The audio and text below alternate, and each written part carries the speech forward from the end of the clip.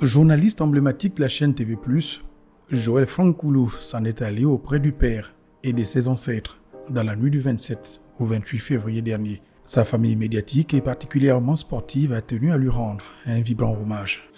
Ce que moi je retiens particulièrement de ce journaliste que j'ai connu assez bien, c'était son engagement sur le plateau. Joël n'avait pas de sujet tabou.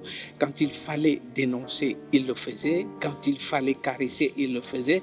Et je pense qu'il va avec cette remarque d'un journaliste engagé qu'on n'en a plus suffisamment dans notre milieu sportif. Ce genre de circonstances, de dire quelque chose avec quelqu'un avec qui vous étiez très proche. J'ai commencé la carrière de la communication avec Joël Franck-Koulou à la radio scolaire Émergence. Et Joël Franck-Koulou était un journaliste très déterminé, très engagé. Donc je retiens de lui que nous avions perdu un combattant de lutte.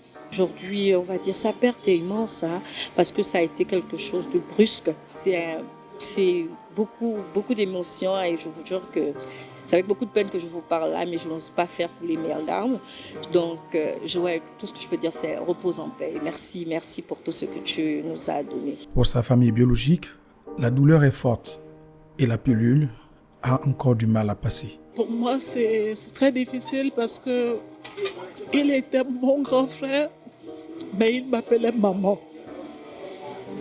Et pour toutes ses sœurs, nous étions des mamans pour lui.